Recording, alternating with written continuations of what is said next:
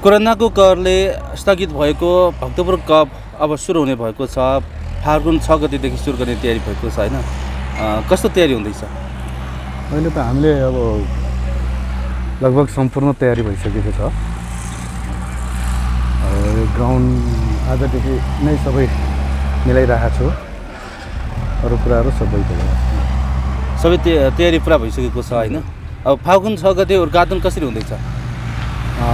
फाल्गुन 6 गते उद्घाटन हाम्रो प्रदेश सभासद सूर्यकान्त गोसाइँज्यूको बाहुलीबाट हुनेछ र त्यसपछि उद्घाटन लगत्तै हाम्रो गेम एउटा कतिवटा समूहले चाहिँ भाग लिने भएको छ यो भक्तपुर कपमा? अहिले 16वटा टिमले भाग लिनुभएको छ। कुन कुन क्षेत्रबाट? जिल्लाका सबै नगरपालिकाबाट छन् कि भक्तपुर नगरपालिका छन्? काभ्रे, भक्तपुर भयो, अनि पाटन भयो, काठमाडौँ, लगभग यसमा चाहिँ 4वटा जिल्ला चाहिँ सहभागी हुनुभएको छ। भक्तपुर कपमा अन्य जिल्ला पनि सहभागी छन्? हजुर हजुर। सहभागिताको दृष्टिकोणले 16वटा छ। कति दिनसम्म चल्नेछ यो प्रतियोगिता? त्यो तपाईँको 6 गतेदेखि फाल्गुन 6 गतेदेखि 14 गतेसम्म हाम्रो 8 दिन चल्नेछ। 8 दिन हजुर हजुर। भनेपछि यो अवधिभरिमा कतिवटा प्रतियोगिताहरू आयोजना हुनेछन्? तपाईँको बिहान एउटा, बेलुका एउटा, उद्घाटनको दिनमा एउटा मात्रै भयो। अनि एउटा शनिबारको दिनमा चाहिँ 3वटा गेम, बिहान एउटा, दिउँसो 2टा गेम हुनेछ। अब यो उद्घाटन सत्रदेखि होइन फाइनलसम्म के कस्तो प्रतियोगिताहरू आयोजना हुनेछन्? अब उद्घाटनको दिनमा उद्घाटन लगत्तै भक्तपुर युवा टिम आयोजक टिम र बनेपा एफसी को पहिलो गेम हुने भयो उद्घाटनको दिनमा। अनि भोलिपल्ट शनिबारको दिनमा Khopo football and training centre versus Bhaktapur football club पहिलो गेम भयो। त्यस्तै दोस्रो game Banepa boys club versus Madhyapur Chetansheel भयो। त्यसपछि तेस्रो गेम चोरगन एफसी भर्सेस महाराजगञ्ज एफसी भयो। अनि आइतबारको गेम चाहिँ भक्तपुर नगरपालिका भर्सेस केदारनाथ साकोस। अनि दोस्रो game Mahakali youth club versus Soaltee Nepal. अनि त्यसपछि सोमबारको गेममा चाहिँ साङ्गा एफसी भर्सेस सिद्धि गणेश खेलकुद समिति र दोस्रो गेम एफसी रियाले भर्सेस नक्सल एफसी। यसरी चाहिँ पहिलो नकआउट चरण चाहिँ त्यो भयो। यो जित्दै जाने क्रममा एउटा समूहले कति पदक खेल्नुपर्ने हुन्छ त? जित्दै गयो भने तपाईँको अब लगभग 8, 16मा 8 भयो। 8 भनेपछि 4, 6, 7वटा जति गेम खेल्नु पर्ला कि फाइनलसम्ममा जित्दै गयो भने। अब के कस्तो नियम बनाएर मापदण्ड बनाएर चाहिँ यो प्रतियोगिता आयोजना गर्नु? अब सबै यो एन्फाकै अन्तर्गत रहेर सबै त्यही मापदण्डमा सबै प्रतियोगिताहरू सञ्चालन हुन्छ। अब प्रतियोगिताको अन्तिम तयारी भइरहेको प्रसङ्गमा होइन, अब कोरोना पछि अब दर्शकदेखि खेलाडीहरू होइन कतिको सहभागी हुने अपेक्षा गर्नुहुन्छ? अब हामीले चाहिँ यो धेरै वर्ष ग्याप भएको हुनाले अलिकति दर्शकको चाहिँ धेरै नै हामीले अपेक्षा गरेका छौँ। अब त्यो त खेल सुरु भएपछि हेर्दै जाउँ। अझै पनि कोरोनाको जोखिम छ होइन, सङ्क्रमण हुनसक्छ। त्यस कारणले अलि सतर्क भएर चाहिँ स्वास्थ्य मापदण्ड परिपालन गर्नुपर्छ भन्छन् होइन? त्यसको लागि चाहिँ हामीले लगभग अहिलेको स्वास्थ्य मापदण्ड अनुसार नै खेलाउने निर्णय गरेको छ। अब भक्तपुर युवा टिमले लामो समयपछि भक्तपुर कप गर्न लाउनु भएको छ होइन। यो बेला चाहिँ यति बेला नै यस्तो खालको प्रतियोगिता किन आवश्यक छ? अब यति बेला भन्दाखेरि पनि अब खेलाडीहरूको जुन तयारी अनुसार हामीले चाहिँ अब खेलाडीहरूले अब यो एउटा गेम चाहिँ यो बेलामा गर्न पाए राम्रो हुन्छ भन्ने कुराहरू राख्नुभयो। जस्तो अब यो बी डिभिजनको गेमको लागि पनि यो एउटा चाहिँ वार्मअप जस्तै अब त्यो प्र्याक्टिस गेम जस्तै हुन्छ भन्ने उहाँहरूको कुरो भयो। त्यो हिसाबले चाहिँ हामीले यो चाहिँ अहिले नै गर्न लागेको। भनेपछि अब यो भक्तपुर कप भनेपछि अब बाहिरी जिल्लाका समुदाय पनि सहभागी हुन्छन् होइन। 16वटा टिम छ। 16वटा टिमको तर्फबाट चाहिँ कस्तो खालको अथवा कति लेभलको खेलाडीहरू चाहिँ यहाँ सहभागी हुन्छन् होला? लगभग यसमा चाहिँ अब यो बी डिभिजनको त लगभग भइ नै हाल्यो। यसमा चाहिँ ए डिभिजनदेखि खेलाडीहरू आउने हामीले चाहिँ अपेक्षा गरेका छौँ।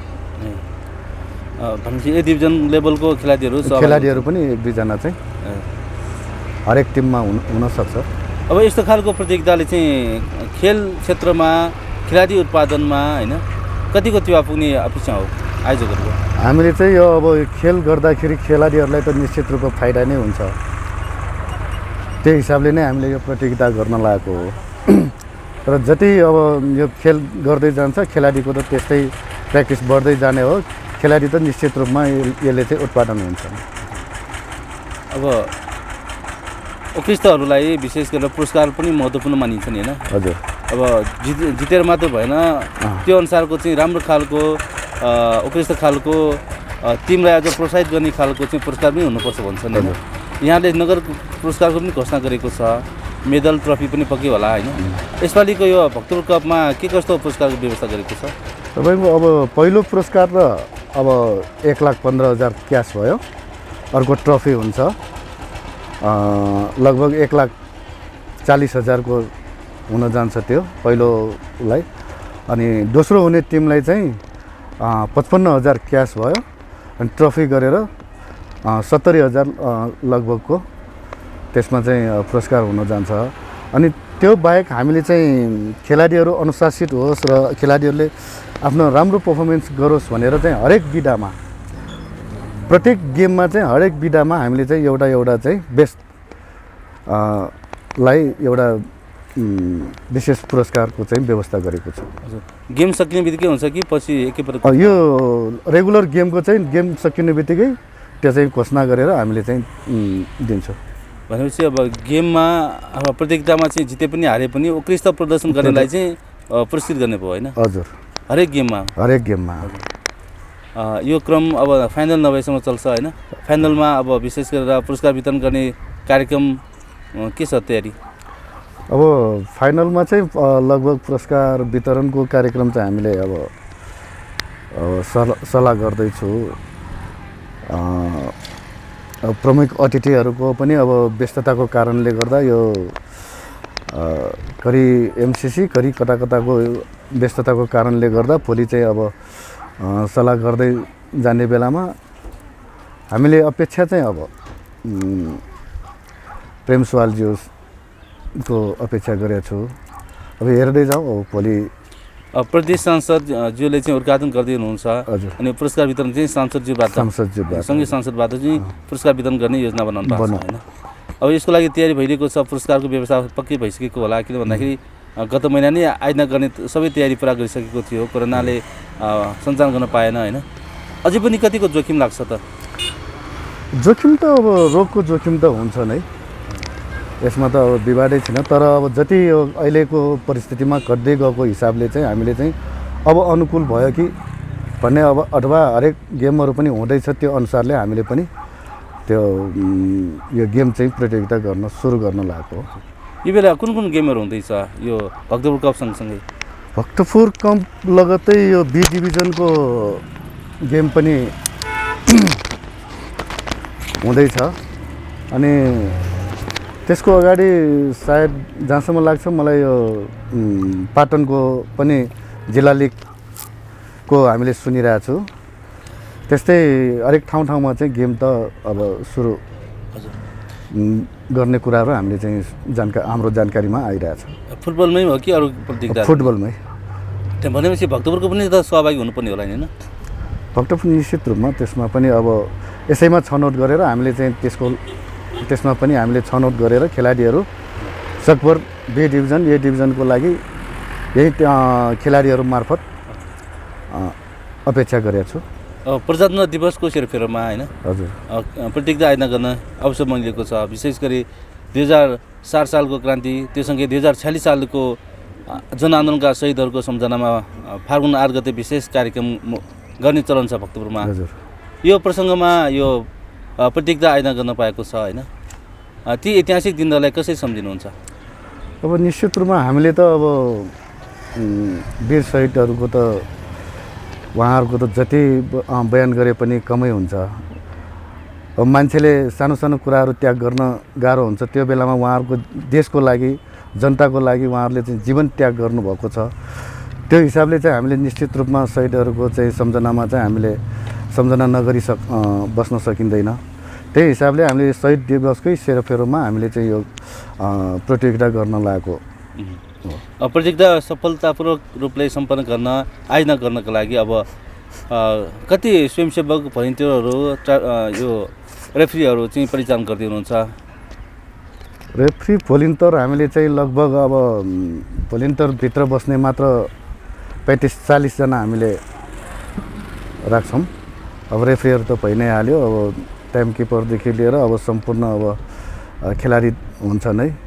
अब त्यो मापदण्ड अनुसार अलि मिलाएर दर्शकलाई पनि भित्र कतिको सम्भव छ त्यो हिसाबले राख्ने चाहिँ हामीले अपेक्षा गर्छौँ। महेश्वरी खेल मैदानमा यो प्रतियोगिता आयोजना गर्दै हुनुहुन्छ होइन, महेश्वरी खेल मैदानमा व्यवस्थित खेल मैदान बनाउने योजना पनि सुनेका छौँ। यो खेल मैदान सम्झाउनुको लागि पनि धेरै समय लगाउनु भयो, तयारी गर्नुभयो होइन? हजुर के छ यो क्षेत्रको पूर्वाधार कस्तो बन्नुपर्छ? बन्न त हामीले अब धेरै पहिलादेखि यो स्टेडियमै बनाउनुपर्छ, रङ्गशालै बनाउनुपर्छ भन्ने हाम्रो मान्यता हो। त्यसको लागि जहाँसम्म लाग्छ मलाई भक्तपुर नगरपालिकाले पहल पनि गरिराख्नु भएको जस्तो लाग्छ। उहाँहरूले बजेट पनि छुट्याएको भन्ने कुरा मैले सुनेको छु र यो खेलाडीको लागि खुसीको कुरा हो। अब भक्तपुरमा अब काठमाडौँसँगै बसेको जिल्ला भएर पनि यहाँ स्टेडियम नहुनुमा खेलाडीहरूको चाहिँ दुर्भाग्यकै कुरा हो। तर जे होस्, अहिले चाहिँ नगरपालिकाले चाहिँ बनाउने जुन आश्वासन दिनुभएको छ त्यसको लागि चाहिँ खेलाडीहरू साह्रै हर्षित छ।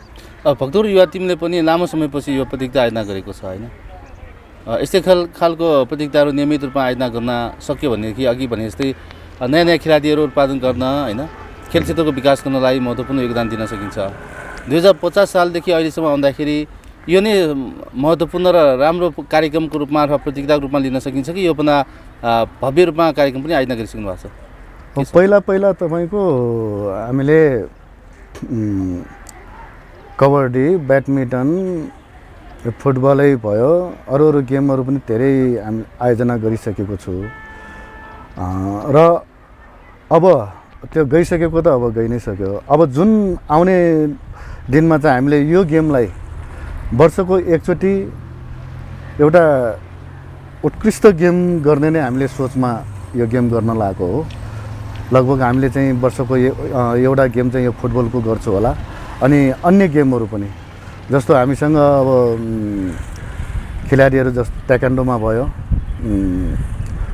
अर्को बक्सिङमै हुनुहुन्छ, त्यस्तै कराटेमा छ, त्यस्तै ब्याडमिन्टन, हरेक गेमहरू छन्। अब जस्तै कबड्डी पनि हामीले अब सम्भवतः हामीले ग्राउन्डको यो चाहिँ सानो उताको ग्राउन्डलाई चाहिँ व्यवस्था गरेर त्यसमा पनि हामी सोच बनाएको छौँ। गेमहरू चाहिँ हामीले चाहिँ फटाफट गर्ने चाहिँ हामीले सोच बनाएको छौँ। भक्तपुर युवा टिम भनेपछि खेल खेलाउनकै लागि, खेलकुद गतिविधि गर्नकै लागि गठन भएको हो कि सामाजिक क्षेत्रमा सेवा पुर्याउनको लागि पनि हो? निश्चित रूपमा अब युवा टिम भनिसकेपछि मात्र खेलको लागि त पक्कै पनि होइन, तैपनि अब सबै भनौँ न सामाजिक क्षेत्रमा पनि हामीले हेर्नुपर्ने हुन्छ। त्यो हिसाबले एउटा युवा भइसकेपछि हरेक कुलटमा लागेको हामीले सुन्दै आएको छु। त्यो कुलटबाट बचाउनको लागि नै हामीले यो युवा टिम गठन गरेर ताकि उहाँहरूले चाहिँ खेल खेल्नेले खेल खेल्न सकोस् वा अरू खेल खेल्न नसक्नु भएको साथीहरूले चाहिँ एउटा समाजसेवामा चाहिँ कसरी अगाडि बढ्ने, कसरी समाजलाई अगाडि बढाउने भन्ने कुरा चाहिँ त्यो पनि हामीले चाहिँ उ गरेको छु। हजुर त्यसको लागि अभियानै सञ्चालन गर्नुपर्ने होला होइन? हजुर। अब भक्तपुर युवा टिमले कस्तो खालको अभियान सञ्चालन गर्न आवश्यक देख्नुहुन्छ? अब भन्ने गरिन्छ भक्तपुरमा एक व्यक्ति एक खेलकुदको अवधारणा पनि ल्याएको छ होइन? अब मठ मन्दिर सम्पदा संरक्षण गर्ने, वातावरण संरक्षण गर्ने, सरसफाइमा जोड दिने गरी हरेक वरावरामा विविध गतिविधि पनि आयोजना गर्दै आएको छ। यही बेला चाहिँ भक्तपुर युवा टिमले कुन कुन क्षेत्रका समुदायलाई यो अभियानमा चाहिँ सहभागिता जनाउन चाहन्छ? अहिले हामीले यो अस्ति पनि एकचोटि भने मैले यो भूकम्पपछि हामी चाहिँ अब भर्खर यसलाई चाहिँ अब सुतिराखेकोलाई बिउजाउँदैछु। त्यही भएर हरेक कुरामा जस्तो अब सरसफाइदेखि लिएर सम्पूर्ण मानव जातिको लागि आवश्यक पूर्वाधारहरूको लागि हामीले चाहिँ सबै मान्छेहरूलाई सचेत गराउने मेरो चाहिँ हामीले बिस्तारै गर्दै जानेछु। यो क्रम 2050 सालदेखि सुरु भयो होइन? अब यहाँको नेतृत्वसम्म आइपुग्दाखेरि यहाँले चाहिँ अब वार्षिक रूपमा अथवा 3 वर्षमा 5 वर्षमा त्यस्तो योजनाहरू बनाएको होला नि होइन? अब अरू के छ त महत्त्वपूर्ण योजनाहरूमा के पर्छन्? महत्त्वपूर्ण योजनाहरूमा त अब मेन कुरा त अब आज भोलि यो फुटबलकै उ भयो, प्रतियोगिता भयो। त्यस्तै गरी सबै खेलहरू चाहिँ अलिकति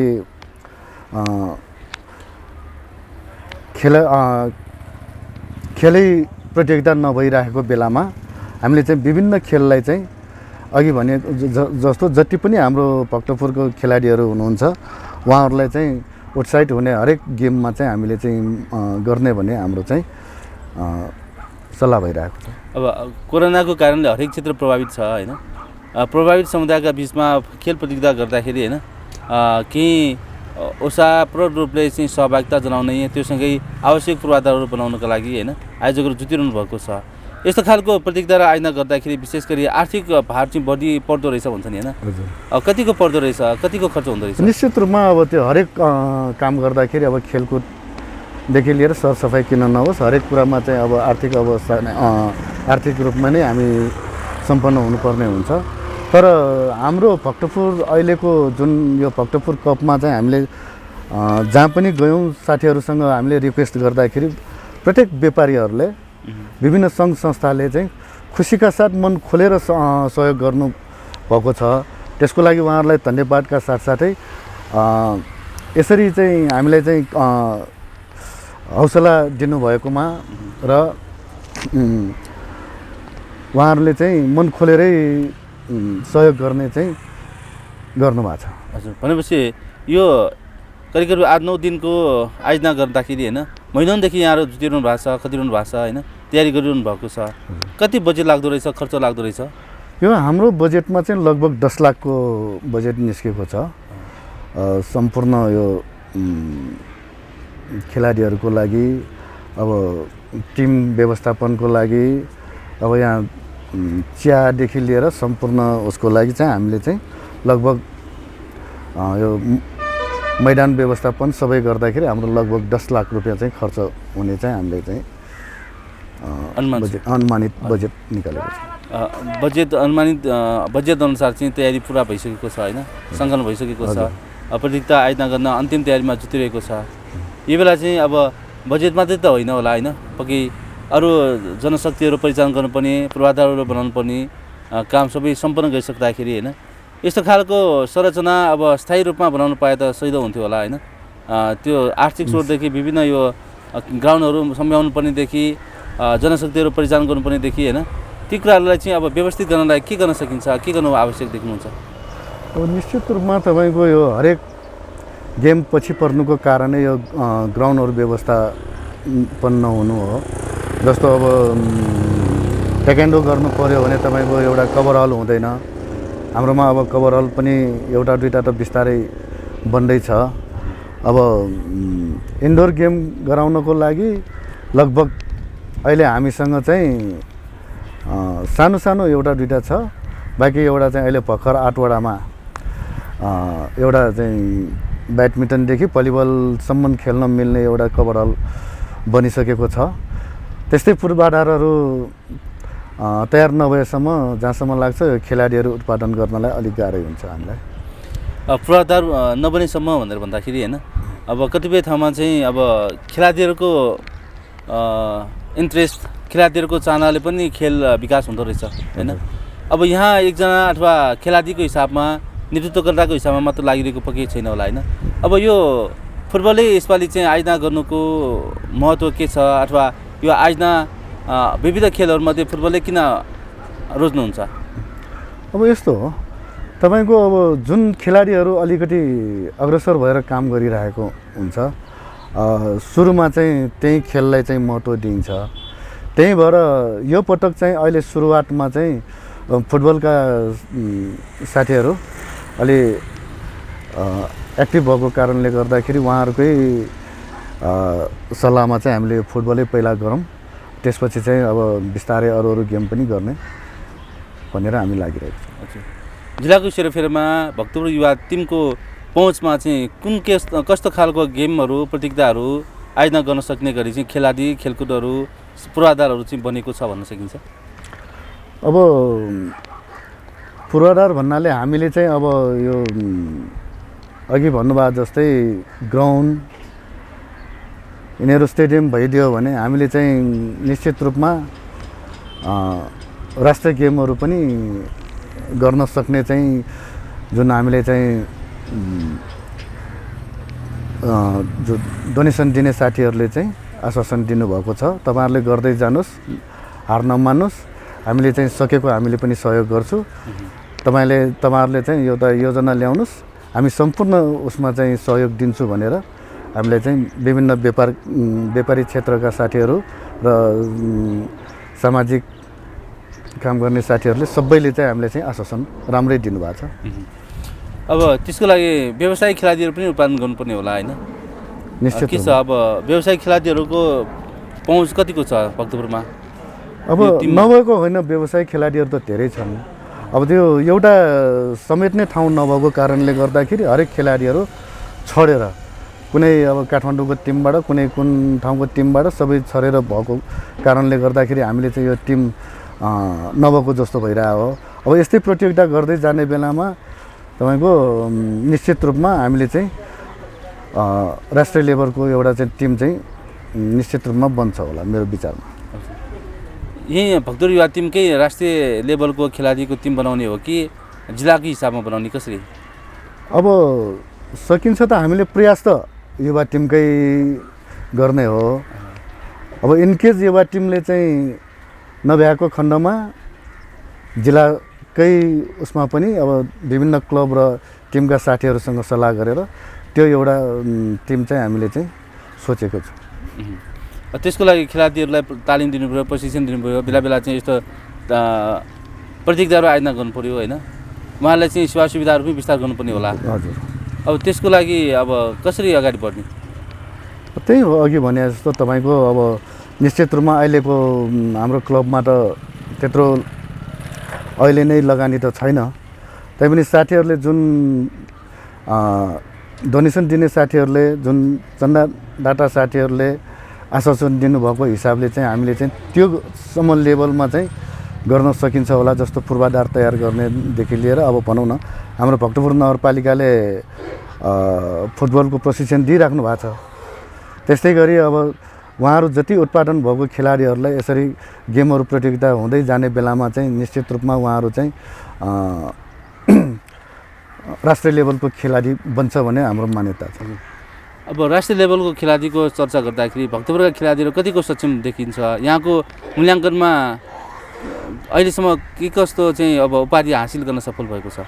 अब हुन त यो फुटबलकै क्षेत्रमा हामीले भन्नुपर्दा पहिलाको सुनिल प्रजापति जस्तो राष्ट्रिय टिममा खेल्नुभएको धेरै वर्ष खेल्नुभएको खेलाडीहरू पनि हामीसँग नभएको होइन, छन्। त्यस्तै गरी अब अहिलेको जेनेरेसनले पनि अब त्यस्तै मेहनत गर्नुभयो भने उहाँहरूले जुन बेलामा उहाँहरूले गर्नुभएको छ त्यो कुरा त अहिलेको खेलाडीले पनि गर्न सक्छ भन्ने हाम्रो मान्यता हो। अब भक्तपुर कपको सन्दर्भमा आजको कुराकानीमा उद्घाटन सत्रसँगै होइन हरेक दिन 8-9 दिनसम्म जुन प्रतियोगिताहरू आयोजना हुँदैछ यो मैसूरी खेल मैदानमा, यो विषयमा आयोजक समितिको अध्यक्षको हिसाबमा के आग्रह र सन्देश दिनुहुन्छ आजको कुराकानीमा? अब खेलाडीहरूलाई अनुशासित भएर खेलिदिनु होला र खेल जित्नेको लागि भन्दाखेरि पनि आफ्नो सिप प्रदर्शन गर्ने हो यो खेलमा। जित्न त अति आवश्यकै छ, तैपनि अनुशासित भएर आफ्नो खेल प्रदर्शन गर्यो भने त्यो कोचहरूको नजरमा उहाँहरूको खेल पर्नेछ र सबै भक्तपुरवासी दाजुभाइहरूलाई खेलको कमसेकम एकचोटि खेल हेरिदिनु हुन आग्रह गर्न चाहन्छु। हस्, यो जानकारी सन्देशको लागि धेरै धेरै धन्यवाद। हजुर, नमस्ते।